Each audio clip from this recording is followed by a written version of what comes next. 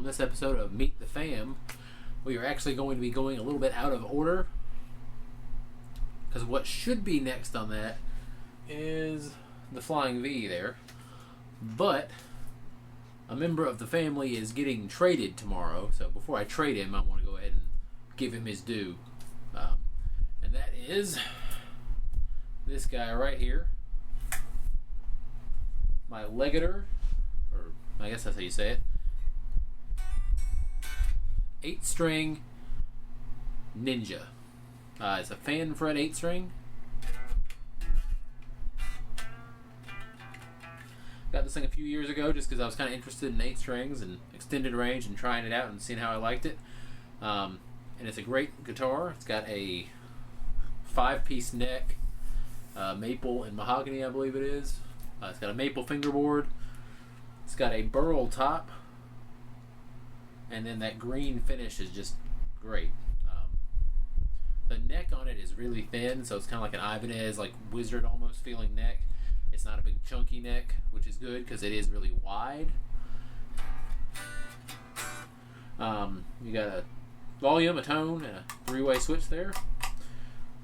2 pickups. Pretty basic. It's a great sounding guitar. I've got an actual review of it on my channel. You can check out if you want the full review with all the different tones and all that. But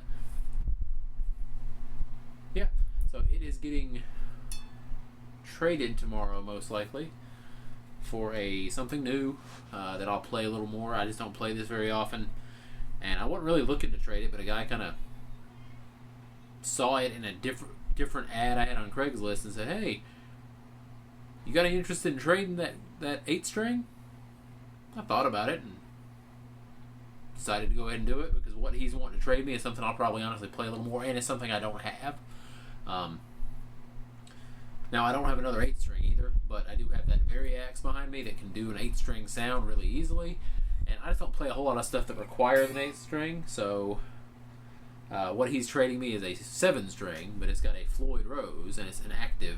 With EMGs, this is passive, so I figure it's a good trade. It's getting something that I don't have in my arsenal, and so this is going to be getting traded tomorrow, but that's all right. But it is a great guitar. I do like it, and it had it's got a good backstory to it because this is actually not what I ordered from Legator. The company that sold me this, what I'd actually ordered from them was a non-fan fret 8-string that was just a plain white, and it was like $200 and something. Well, when it came time to ship that to me, they didn't have any more. It had been a discontinued clearance item, and they miscounted, I guess, or something. So they didn't have one. So instead of just sending me my money back and saying, "Sorry, you got to order something different," they called me up or emailed me, I forget which. Basically said, "Hey, we made a mistake. We don't have the guitar you ordered. Go on our site, pick something from this range." They gave me the Ninja range. "Pick something from this range. Let us know what you want. We'll ship it to you." So I picked this up. This was a $700 guitar that I paid like $200 and something for because they had good customer service and they were concerned about their brand, and that's always a good thing to hear. So if you haven't played a Legator, or however you pronounce it, check them out. They are a good company to check on. They had a bad rap when they first started, from what I understand, but they've gone a long way as far as the customer service aspect of it and the quality aspect of it. There's nothing wrong with this thing. It is a great guitar. Has a definitely playable neck, nice satin finish on the back. It holds tune well. It sounds good. You know, the only quality control issue I could make is that the nut, like the ends of the nut, are not as rounded as I would like them. But they're not like super sharp and catchy or anything either. They're just not as round as I would have done them.